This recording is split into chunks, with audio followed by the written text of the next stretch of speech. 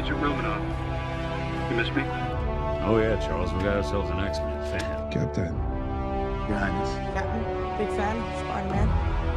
Hey everyone. Hey guys, and welcome to Film Artsy, your #1 source for all things films and movies, and we've been following Avengers Endgame since it was announced, even before that. But one thing that is incredibly interesting definitely comes down to the epic box office rivalry that we've seen with Avengers Endgame and Avatar. Now, back for pretty much 10 years, Avatar was the #1 highest grossing film of all time. And for a long time, it seemed like that would be a film that would never be passed up or surpassed by another film. However, when Avengers Endgame was getting closer and closer to release, and kind of comparing numbers from Avengers Infinity War to Endgame, and just the marketing and promotion that went into Endgame, there was some early speculation that Endgame would possibly have a chance at taking that #1 title as the highest grossing film of all time. And after a few weeks, Endgame did eventually pass up Avatar and held the throne as the #1 highest grossing film of all time.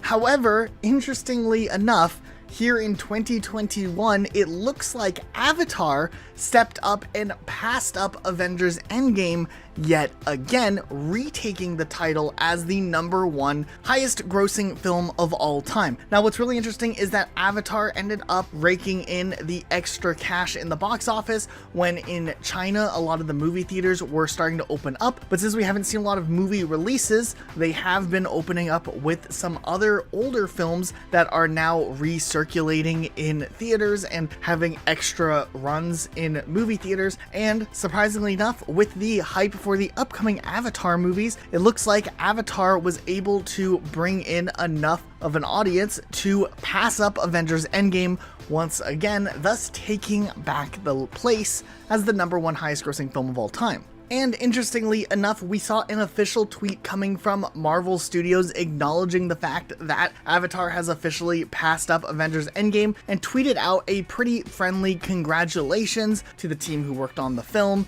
and also made a reference to Avengers Endgame, which was a pretty cool move to see nonetheless. And it will be really interesting to see what will end up happening in the following months or years even with Avengers Endgame and Avatar. These two movies are so close together in box office revenue that it could be possible one day down the road, maybe when a new Marvel film is coming out, that a rerun of Avengers Endgame in a theatrical form could bump the numbers up just enough to pass up Avatar once again.